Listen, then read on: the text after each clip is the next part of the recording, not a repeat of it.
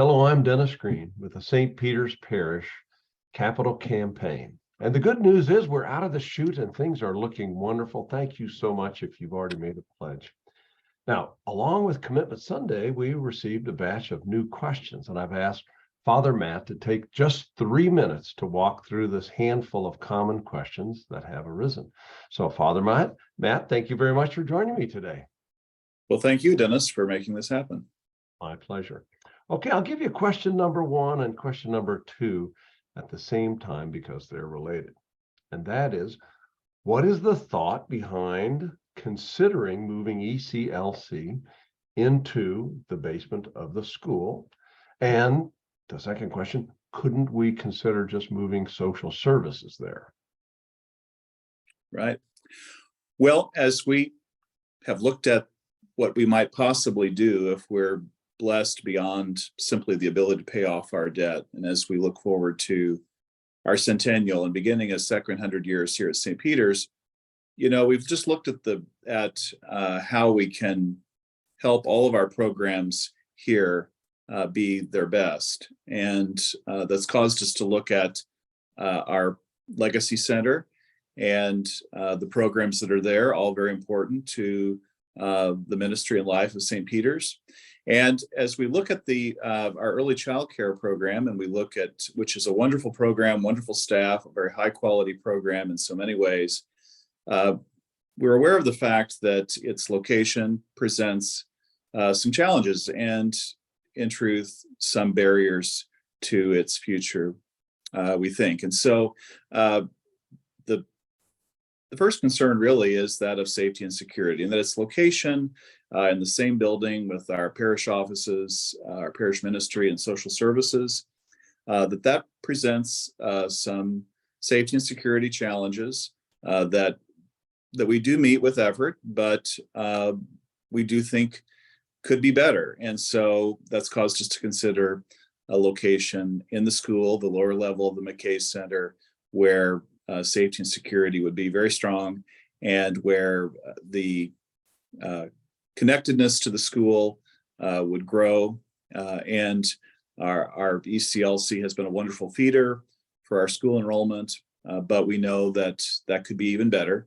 And so we want to do everything we can to make that possible. And so that's really what led us to this point. And we have, some of we continue to be to think about possibilities here, and think outside the box is always a good thing. One of the suggestions was maybe social services could go to the lower level of the McKay Center. But of course, that would be introducing a security challenge into the school building and in close proximity to the entrance of the school. And so that's one of the reasons why we haven't really pursued that further. But again, we want to be able to put all of our programs in a place where safety and security are very strong, and other aspects of the program can be supported and can grow and increase. Well, that helped me understand that. Thank you for that comprehensive overview.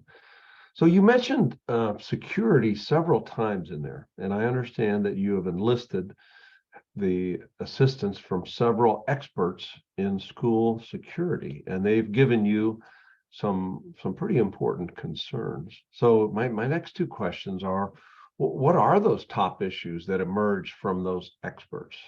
And then part of me wants to ask the question, it was good enough for me when my kid was there 100 years ago.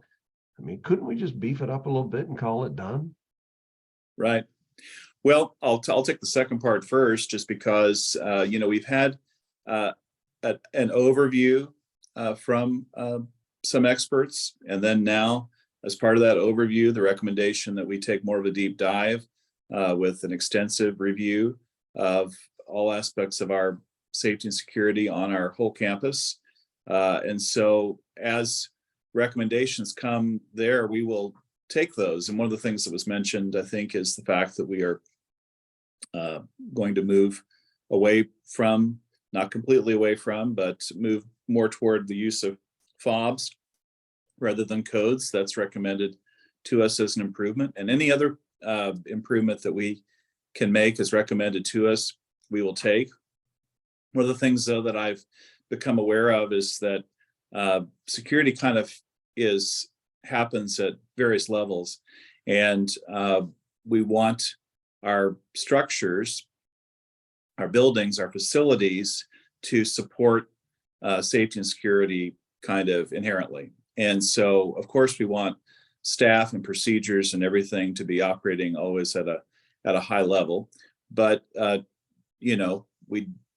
of the principles of safety and security is that you shouldn't really make it more of a challenge to provide safety and security than it needs to. And so, again, we're doing everything we can to help our staff operate in as secure a manner as possible.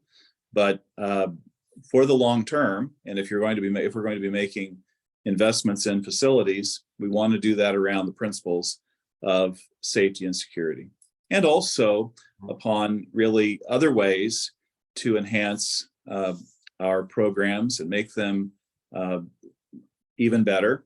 But giving safety and security the proper place of really first place in terms of consideration in these decisions, and also our other needs as well. Well, I appreciate that. Just the security of students and staff. My wife's a teacher, and it's great to know somebody cares about the teachers of the world. I appreciate that. Okay, last question, then we can wrap it up. I'm a big fan of the garden and the gardeners. And is there a chance that we might have to move the garden? Well, it's possible. And one of the things that this whole listening process has helped us to understand is understand even and appreciate even better our various programs here. And our garden program is amazing, and they do great things, and it's a great community of volunteers. And so we've come to understand and appreciate that deeper, and that's a great thing. I think that if the garden needs to move, we're working at ideas about where that could be, and understand that that's, especially if you're not a gardener, that is a more involved process than one might imagine. But we're resolved to do that really well, and to be sure that the garden is able to continue, and even if it's in a different location, that it's as good or better than it was before. Oh, that's great. I'm glad it will be preserved. That's a wonderful resource of the parish. It's just Absolutely wonderful. Well, okay, thanks so much for your time, Father. I'm sure I'll be back in another week or two with more questions, but until then, thank you, and congratulations on a great start to the capital campaign. Well, thank you, Dennis, and thank you to everyone who made this weekend a great success.